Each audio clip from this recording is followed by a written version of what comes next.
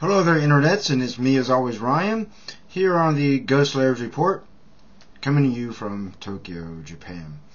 Okay, so this will be a quick video. We won't drag this out too long, because later today I'll be live streaming on Ustream at Occupy Tokyo, and I'll be hopefully interviewing one of the occupiers there. So be sure to watch that if you haven't. If you can't watch it live, I will upload to YouTube later. But the point of this video is to take a look at the some good news actually coming out of Japan. It's something positive. I know that often on this news show I don't report things too positive about Japan, but this is something actually really good. I'm a little surprised myself. Apparently there is only one nuclear reactor still operational here in Japan, and the Hokkaido region, Tomari nuclear power plant in Hokkaido is the nation's last, and it too will shut down come May 5th. Now, it was originally scheduled, it is slated to be shut down late April, but the Hokkaido Electric Power Company postponed the shutdown for about a week because of trouble at its thermal power plant, which serves as an alternative power source.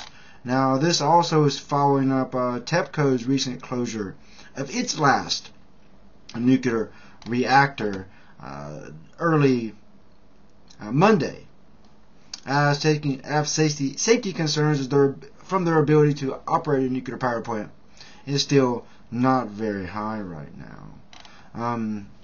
I personally find this to be great news and a small victory for people who are anti-nuclear here in Japan and the anti-nuclear movement in general. I'm sure people at Occupy Tokyo will be happy to hear about this news. But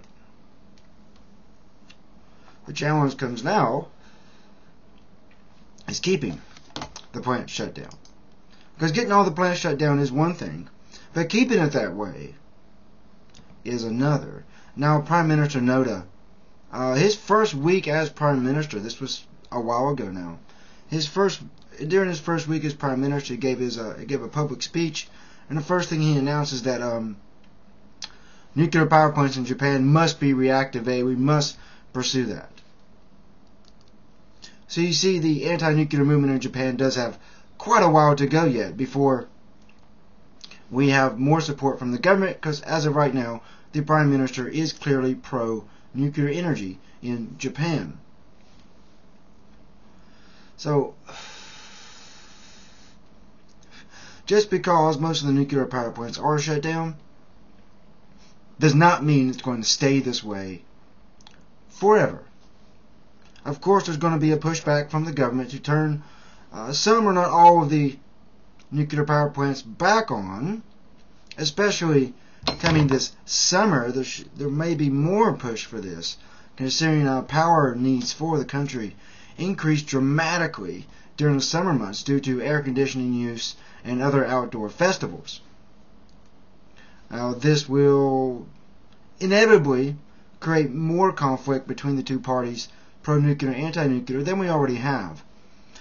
When anti-nuclear people say we don't want nuclear power plants on, pro-nuclear people will immediately come back and say, what are we supposed to do for electricity right now, the immediate time?